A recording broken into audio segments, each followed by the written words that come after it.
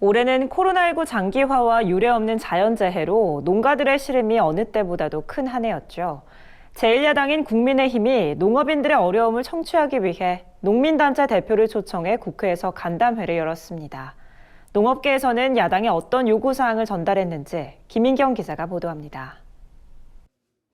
서울 여의도 국회 본관, 농민단체 대표들이 한자리에 모였습니다. 제1야당인 국민의힘이 농축산단체 8곳의 대표를 초청해 간담회를 개최한 겁니다. 간담회 포문은 김종인 국민의힘 비상대책위원장이 열었습니다.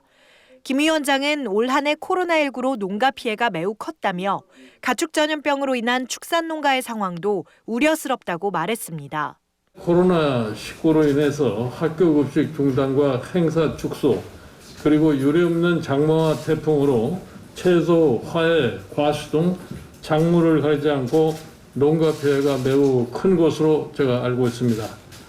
농민단체 대표들은 간담회에서 야당에 크게 7가지 요구사항을 전달했습니다. 먼저 자연재해에 대비할 수 있도록 노후된 치수시설의 개보수가 필요하다고 밝혔습니다. 올해 긴 장마와 집중호우로 3만 헥타르 이상의 농경지가 침수되고 저수지 제방이 무너지면서 농촌마을 전체가 잠기는 등 피해가 속출했기 때문입니다.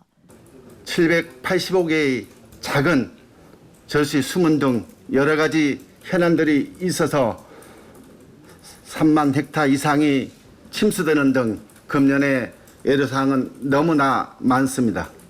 축산단체 대표는 농식품부가 아닌 환경부 중심으로 축산 관련 정책이 이루어지면서 규제나 단속 일변도로 흘러가는 점이 유감스럽다며 가축분뇨 퇴액비를 자원화할 수 있도록 관련 법령의 정비가 필요하다고 건의했습니다. 아울러 아프리카 돼지열병 ASF 확산 방지를 위해 야생 멧돼지에 대한 특단의 대책 마련이 필요하다고 강조했습니다. 이 야생 멧돼지는 전국에 30만 도가 넘는데 언제 어디서 발생할지도 모르는 상황입니다. 야생 멧돼지 특단 대책을 농협에서 강구해주면은 우리 축산인들의 보호할 수 있는 그런 정책이 되지 않을까 생각합니다. 농민단체와 국민의힘은 최근 타결된 영내 포괄적 경제 동반자 협정 RCEP에 대해 농업 분야의 철저한 영향평가가 필요하다는데 의견을 같이 했습니다. RCEP에 우리가 참여 서명을 마치면서 우리 경우 농업 분야의 경우 더 피해가 가중되는 것 아니냐 하는 우려도 커지고 있는 그런 상태입니다.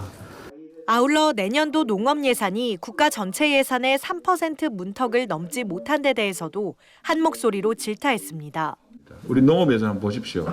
2.9% 역대 유례 없는 슈퍼 팽창 예산을 평균 편성하면서 농업 분야는 우리가 원하는 그토록 지키고자 하는 3%조차도 지금 지키지 못하고 있는 거 아니겠습니까? 농민단체 대표들은 이와 함께 농가 경영안전망 확충을 위한 각종 금융보험제도 확대, 여성농업인 역량 강화를 위한 지원책 마련, 취약계층 먹거리 지원을 위한 예산 확대, 식량안보 강화를 위한 주요 농정제도 개선 등을 요구했습니다. NBS 뉴스 김인경입니다.